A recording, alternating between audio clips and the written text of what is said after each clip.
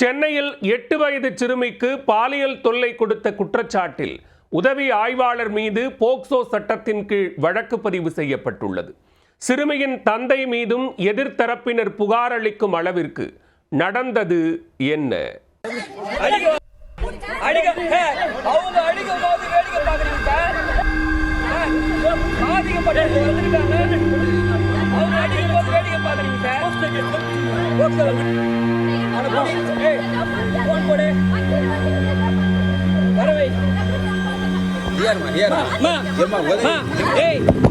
சென்னை நுங்கம்பாக்கத்தில் உள்ள வைகுண்டபுரம் பகுதியைச் சேர்ந்த ஒருவரின் மகள் அதே பகுதியில் உள்ள தனியார் பள்ளியில் 4ஆம் வகுப்பு படித்து வருகிறார்.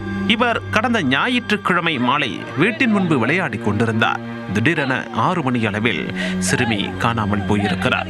இதை அடுத்து அவரது உறவினர்கள் அந்த பகுதி முழுவதும் வலைவீசி தேடி இருக்கின்றனர்.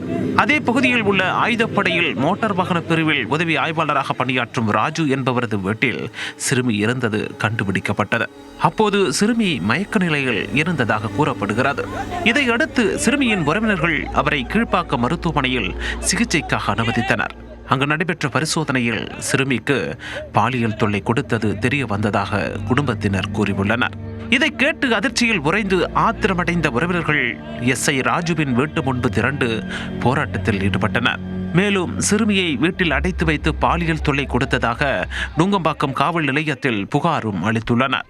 இந்த புகார் தொடர்பாக 1000 விளக்கு அனைத்து மகளிர் காவல் நிலைய போலீசார் விசாரணை மேற்கொண்டனர். இதை அடுத்து குற்றச்சாட்டுக்குள்ளான எஸ்ஐ மீது போலீசார் போக்சோ சட்டத்தின் கீழ் வழக்கு பதிவு செய்து விசாரணை நடத்தி வருகின்றனர். இந்த சம்பவம் பெரும் பரபரப்பை ஏற்படுத்தியுள்ள நிலையில் எஸ்ஐ ராஜு தரப்பில் சிறுமியின் தந்தை மீதும் புகார் அளிக்கப்பட்டுள்ளது. சிறுமியின் தாயார் அவரது தந்தையை விட்டு பிரிந்து சென்றது தெரிய வந்திருக்கிறது. இதனால் தந்தை மற்றும் தாத்தா உள்ளிட்டோருடன் சிறுமி வசித்து வருகிறார். அப்போது சிறுமியின் அம்மா மீதுள்ள கோபத்தை சிறுமியிடம் காட்டி அவரை அடித்து துன்புறுத்தியதாக கூறப்படுகிறது.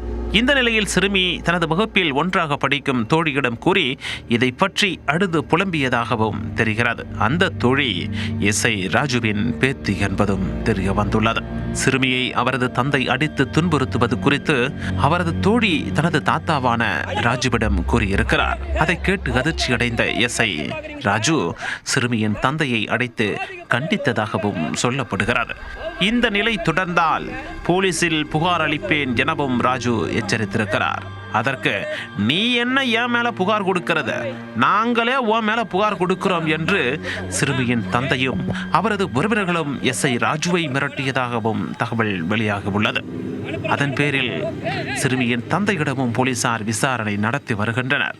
8 வயது சிறுமிக்கு பாலியல் தொல்லை கொடுத்த குற்றச்சாட்டில் காவல் உதவி ஆய்வாளர் மீது போக்சோ சட்டம் பாய்ந்துள்ள நிலையில் திடீர் திருப்பமாக சிறுமியை அடித்து துன்புறுத்தியதாக சிறுமியின் தந்தையும் போலீசாரின் விசாரணை வளையத்திற்குள் கொண்டு வரப்பட்டிருப்பது பரபரப்பை ஏற்படுத்தி இருக்கிறது.